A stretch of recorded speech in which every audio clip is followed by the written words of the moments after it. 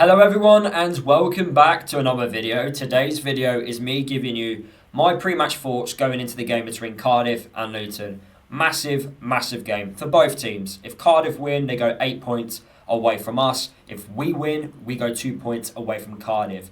And if I'm being honest with you, if Luton have any desire to stay up in the Championship this season, then we got to go to Cardiff and get the 3 points. And I feel like their fans will also be saying the same thing about us.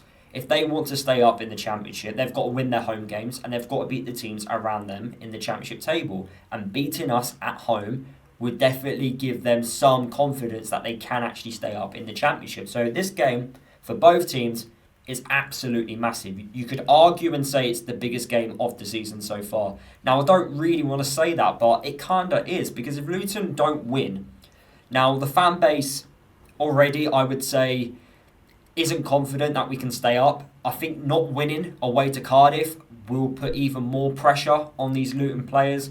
Yes, we can still go to Stoke, Hull and Derby and win at those places, but if you can't win against Cardiff, who are just above us in the Championship table, and we can go 2 points away from them, I feel like all the confidence will just go.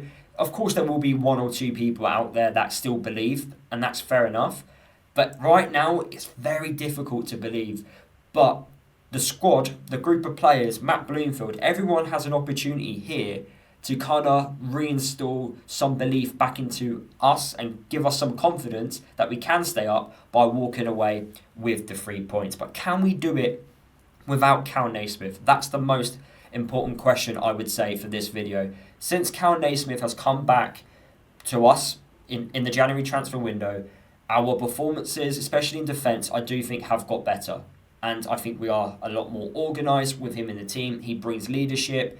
His performances have been quite good. Yes, put the Burnley game to one side. His performances have been good. And I feel like we won against Portsmouth because of KAL NAISMITH.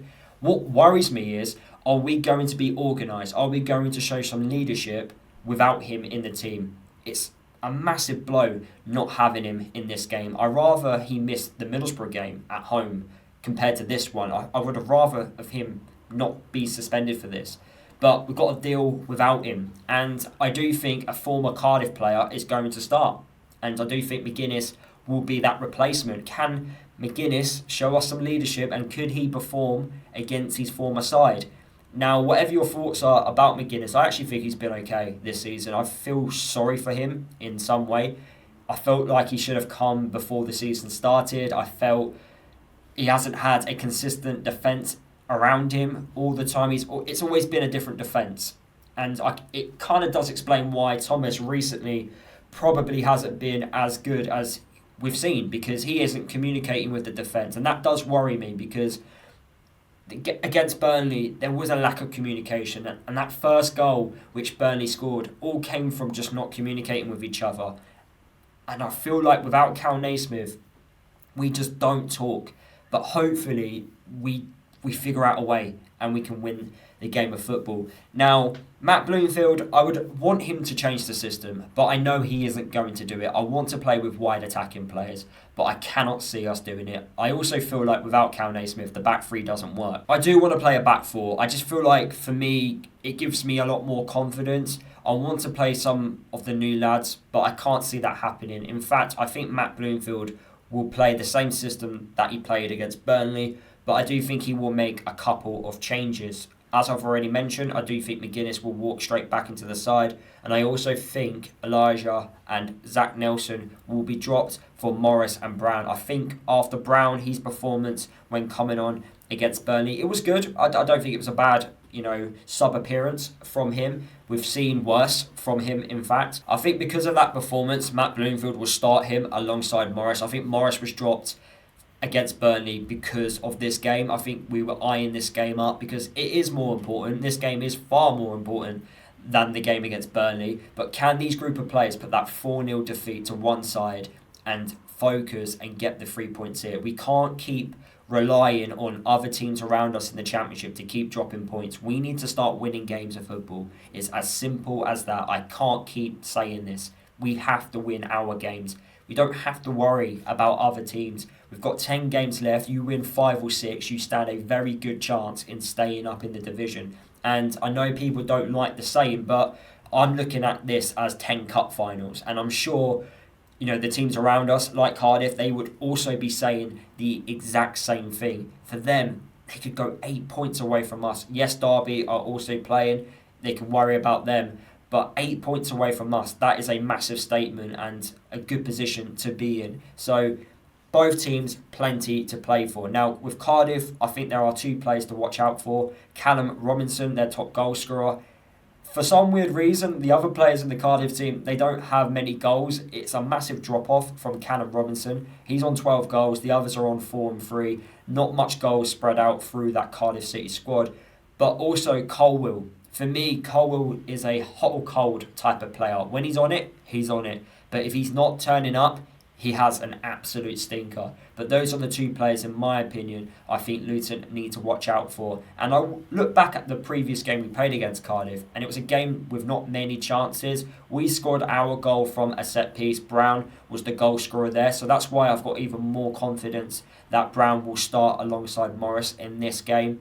And yeah, we were targeting down the left-hand side. That's when we were causing a bit of threat, with Alfie, of course, being down on the left-hand side as well. But the game was more known for Alfie picking up an injury towards the latter stages of the match and carrying on with that knock. And unfortunately, he did suffer ankle ligament damage and he was out for a large period of time. And that kind of was the talk of the game rather than the 3 points. But in terms of the actual chances which was created for both teams, Cardiff were kind of targeting us from long distance, shooting when they had space and time outside the box. So we've got to be careful with that, because that's something they've been doing all season, not just to us, but to every side in the Championship. If they've got time and they've got space, they will have shots at goal. They're not the most clinical side, so expect them to have chances and miss them, but they're down there for a reason. They're not great defensively.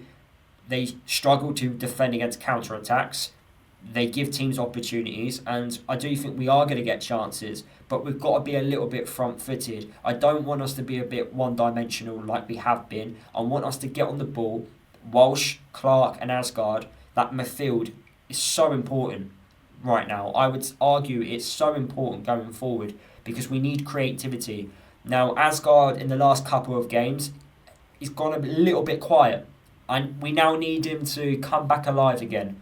Clark is playing through a knock. He's continuing, he's trying his best, and Walsh has been absolutely amazing since returning back to the side. He's retaining possession of the ball is so key for us. So let's try and play on the ground. Let's try and play out from the back a little bit. We don't have to do it every single time. And try and play through the middle. Try and get Isaiah Jones out wide. Get him on the ball. Get him attacking the fullback.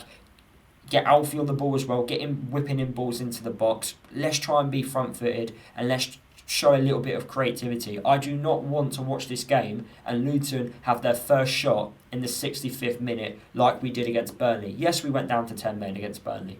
But to have only the first shot in the game in the second half, it's got to be better than that. I don't want to keep repeating myself, but it is a must-win game. I can see it being a very cagey affair. I think an early goal could really open this game up, and we might see both teams going at each other a little bit. But the longer this game stays at 0-0, I think the more cagey it gets, and I think nerves will start to settle. And I don't really trust us right now with our nerves, because I just don't think they've got the confidence to hold on or go on and get a late winner. But it's up to the players to prove me wrong.